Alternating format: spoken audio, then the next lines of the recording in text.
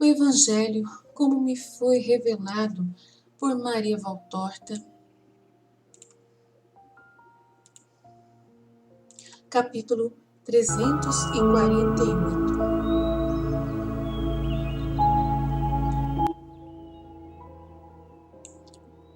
Manaém fala de Herodes Antipas e de Cafarnaum vai com Jesus a Nazaré. Reveladas as transfigurações da Virgem Maria.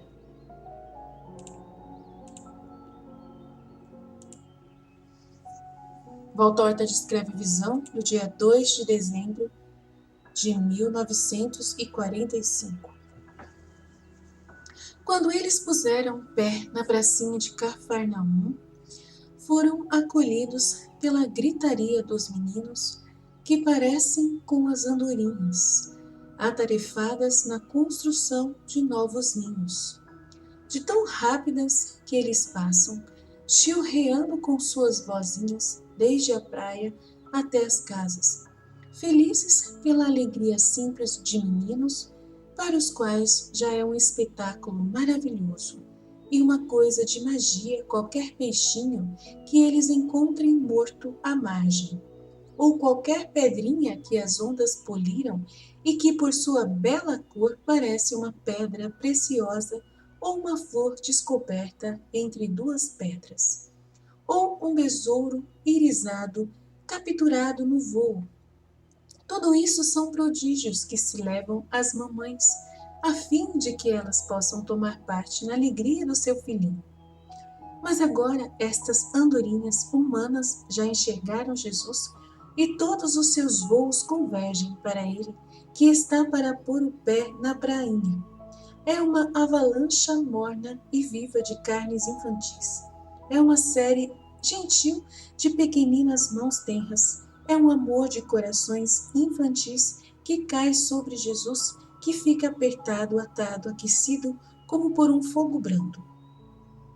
Eu, um beijo, a mim, também a mim. Jesus, eu te quero bem. Não te vais embora por tanto tempo. Eu vinha todos os dias aqui para ver se vinha chegando. E eu ia até tua casa. Toma esta flor, não era para a mamãe, mas eu te dou. Ainda um beijo para mim, um beijo bom e forte, daquele de antes não tocou em mim, porque Jael me empurrou para trás. E as vozinhas continuam e se fazerem ouvir enquanto Jesus tenta caminhar pelo meio dessa rede de ternuras. Mas deixai sossegado, fora, basta! Gritam os discípulos e apóstolos, procurando romper o cerco. Mas de que jeito? Parecem umas lianas munidas de ventosas. Enquanto mais eles estão sendo afastados, a ele mais se apegam. Deixai que eu faça. Com paciência haveremos de chegar. Diz sorrindo Jesus e dá uns passos incrivelmente pequenos para poder ir para frente sem pisar naqueles pezinhos descalços.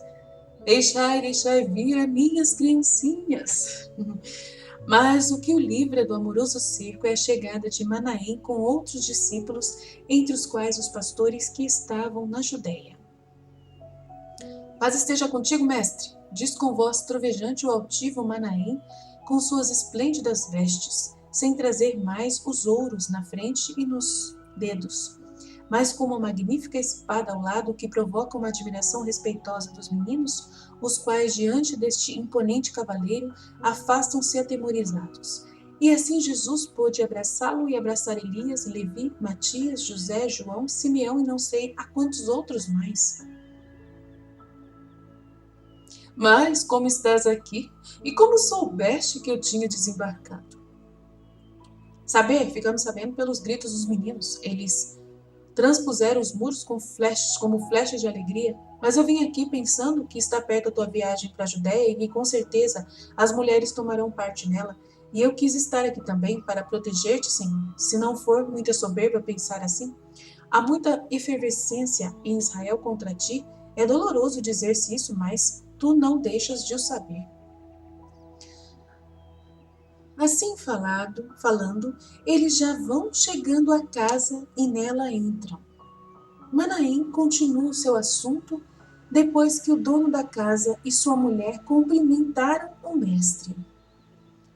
A efervescência e o desejo de conhecer-te penetrou já em todos os lugares, sacudindo e chamando a atenção até dos mais obtusos e distraídos por coisas bem diferentes do que tu és. As notícias das coisas que tu fazes já chegaram até dentro das muralhas de Maqueronte e aos refúgios luxuriosos de Herodes. Estejam eles no palácio de Tiberíades, ou nos castelos de Herodíades, ou no esplêndido palácio dos Amoneus, perto do Cisto. Elas superam como bombas de luz e de poder as barreiras das trevas e da baixeza, abatem os montes de seus pecados e usam sua terra para servir de trincheira ou de anteparo para os sujos amores da corte e para os mais truculentos delitos, e ferem como flechas que são como dardos de fogo, escrevendo palavras bem mais graves do que aquelas do banquete de Baltazar.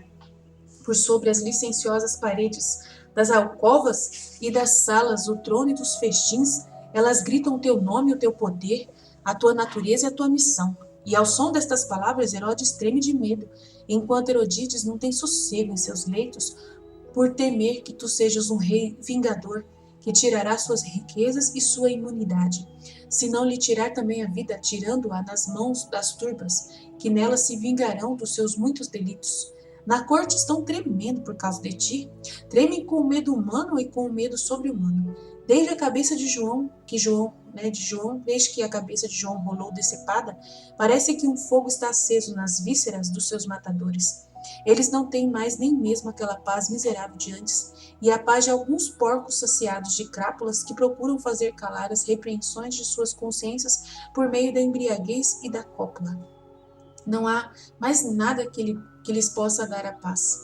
Estão sempre perseguidos e se odeiam uns aos outros depois de cada hora de amor, saciados um da outra, culpando-se um do outro de ter cometido um delito que os perturba e que passou da medida. Enquanto isso, Salomé, como se estivesse tomada por um demônio, é sacudida por um erotismo que envergonharia até uma escrava dos moinhos. O palácio está fedendo mais do que uma croaca.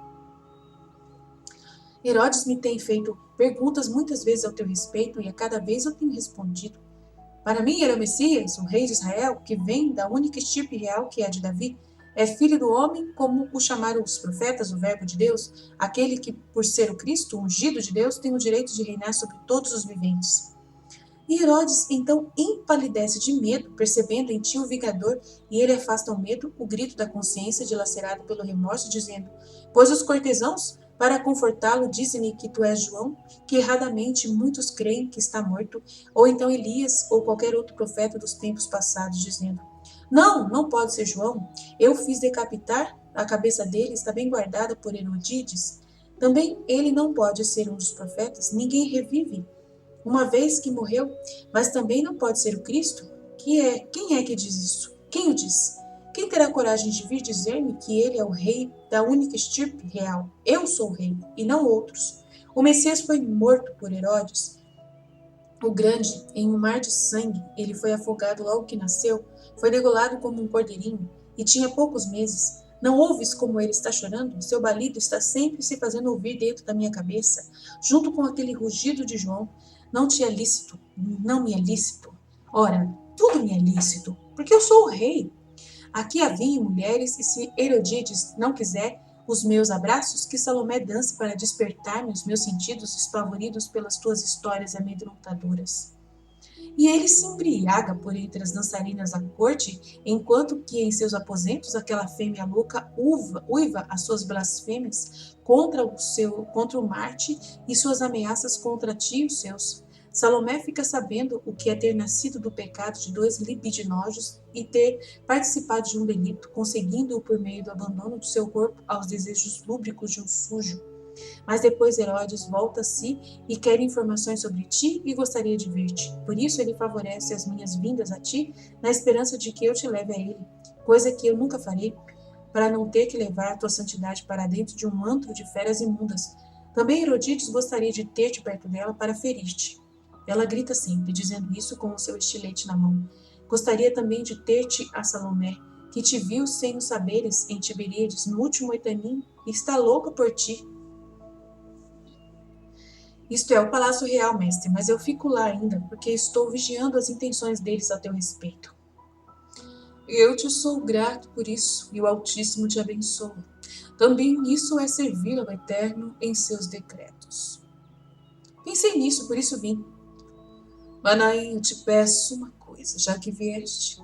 Desce para Jerusalém, não comigo, mas com as mulheres. Eu vou com estes por um caminho desconhecido e não me poderão fazer mal. Mas elas são mulheres indefesas, e quem as acompanha é de uma índole mansa e é ensinado a oferecer a face a quem lhe bateu. A tua presença será uma proteção segura para elas. É um sacrifício, eu compreendo, mas ficaremos juntos na Judéia. Não me negue isto, meu amigo. Senhor, todo desejo teu é uma lei para o teu servo. Eu estou a serviço da tua mãe e das condiscípulas, desde este momento até quando tu quiseres. Obrigado. Também esta tua obediência estará escrita no céu. Agora aproveitemos o tempo em que ficamos esperando as barcas para todos curando os doentes que estão me esperando. E Jesus desce para a horta, onde estão as padiolas com os enfermos, e os cura rapidamente, enquanto vai recebendo as homenagens de Jairo e dos amigos, uns poucos de Cafarnaum. As mulheres nesse interim e são Porfíria e Salomé, com a velha mulher de Bartolomeu e a menos velha de Filipe com suas filhas, ainda jovenzinhas. Ocupam-se em fazer a comida para o numeroso grupo dos discípulos que irão matar a fome com os cestos de peixe que Betsaida e Cafarnaum lhes ofereceram. É um destripar de ventres prateados, que ainda estão palpitando, e um grande enxaguar de peixes nas bacias. É um crepitar dos mesmos sobre as grelhas. Isso é o que está acontecendo na cozinha, enquanto Margisian, com outros discípulos, está pondo lenha no fogão e transportando baldes de água para ajudar as mulheres. A comida fica logo pronta e logo é consumida, e tendo sido já conseguidas as barcas para o transporte de toda aquela gente, nada mais eles têm a fazer do que embarcar para Magdala sobre um lago muito aprazível, pois ele está muito sereno e belo, encastoado entre as beiradas verdes. Os jardins e a casa de Maria de Magdala abrem-se hospitaleiros num meio-dia cheio de sol, para acolherem o mestre e aos seus discípulos, e Magdala inteira se reveza para ir saudar o Rabi, que está a caminho de Jerusalém. E as frescas encostas das colinas galileias percebem a marcha persistente e alegre daquela multidão fiel, acompanhada por um cômodo carro em que estão Joana e Porfíria, Salomé, as mulheres de Bartolomeu e Filipe e as duas jovenzinhas filhas deste último, além dos risonhos Matias e Maria, irreconhecíveis por causa de seu aspecto, tão diferente daquele que apresentavam 5 meses atrás, que são as crianças órfãs, né, que Jesus encontrou super magrinhas, feinhas, né? Agora estão lindas. Mas Gisele vai andando galhardamente com os outros adultos e até por vontade de Jesus está fazendo parte do grupo dos apóstolos, indo entre Pedro e João e não perde uma palavra de tudo que Jesus diz. O sol brilha em um céu muito límpido e as rajadas mornas do vento vêm trazendo o cheiro dos bosques, do poejo, das violetas, dos primeiros lírios dos vales, dos roserais cada dia mais floridos. Aquele cheiro fresco e levemente amargo das árvores frutíferas que por todos os lados estão espargindo uma névoa de pétalas nas faixas de terreno cobertos pela relva. Elas estão por entre os cabelos de todos, enquanto eles vão andando ao som de um contínuo chilrear dos passarinhos, misturado a cantos de amor e trêmulos chamados de uma moita para outra, estando de um lado os machos ousados e do outro as fêmeas púdicas, enquanto as ovelhas estão pastando pesadas pela maternidade, e os pequenos cordeirinhos batem seu focinho rosado no ubre redondo, a fim de aumentar a secreção do leite, ou então estão cantando em coro por sobre os prados de relva macia, como umas crianças felizes. Como Nazaré vem logo depois de Caná, onde Susana se junta às outras mulheres, levando consigo os produtos da terra, em cestos e vasilhas, e um grande ramo cheio de rosas, todas ainda em botões que estão para se abrirem, e serão oferecidos para Maria, diz ela. E eu também, estás vendo, diz Joana, levantando a tampa de uma espécie de caixa, onde estão colocados rosas e mais rosas por entre musgos úmidos. São as primeiras e as mais belas, mas são como um nada para ela que é tão querida. Tudo rosa para Nossa Senhora, que lindo. Estou vendo que cada mulher trouxe as suas provisões para a viagem da Páscoa. E junto com as provisões, uma trouxe certas flores, outra uma planta para o jardim de Maria. E Porfíria se desculpa por não ter trazido senão um vaso de cânfora. Belíssimo, com aquelas suas folhinhas miúdas e azuladas que mal se toque nelas exalam seu aroma. Maria desejava uma planta balsâmica, diz ela, e todas a elogiam pela beleza viçosa da plantinha. Oh, eu a vigiei durante todo o inverno, conservando-a em meu quarto ao abrigo das geadas e das chuvas de pedra, mas Gijana ajudava a expô-la ao sol todas as manhãs e a guardá-la de tarde. E aquele caro menino, se não tivéssemos a barca e agora o carro, a teria trazido nas costas para Maria, fazendo assim uma gentileza a ela e a mim. Diz a humilde mulher que se expande sempre mais por causa da bondade de Joana, e não cabe em si pela alegria de estar de viagem para Jerusalém e na companhia do mestre, de seu homem e do mar Gisele, esposa de Pedro. Tu nunca estiveste lá? Enquanto viveu meu pai, estive todos os anos, mas depois a minha mãe não foi mais. Meus irmãos me teriam levado lá, mas eu precisava cuidar de minha mãe e isso não me deixava sair. Depois casei-me com Simão Pedro e nunca mais estive bem de saúde. Simão tinha sempre que estar viajando e se aborrecia com isso. Eu ficava em casa ao esperá-lo. O Senhor via o meu desejo e era como se eu estivesse fazendo um sacrifício no templo. Diz a humilde mulher, Porfíria, mulher de Pedro. E Joana, que está perto dela, põe-lhe a mão sobre suas belas tranças, dizendo-lhe: Ó, querida, e há um grande amor naquelas palavras, muita compreensão e um profundo significado. Né? Porque ela entende, Joana também espera muito o marido, né?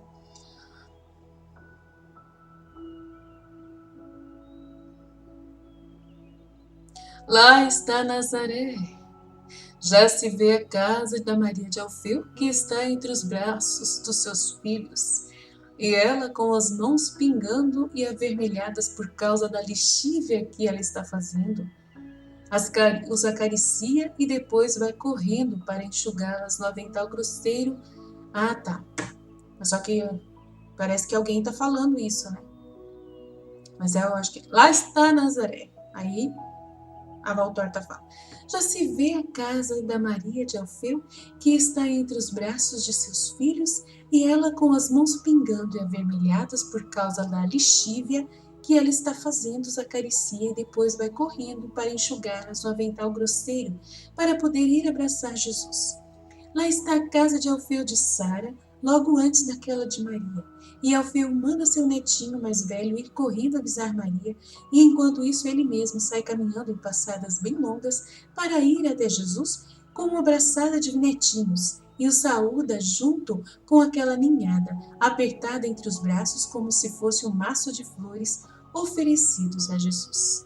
Então eu vou parar por aqui e vou fazer a segunda parte desse capítulo, onde vai falar das transfigurações de Maria, filha de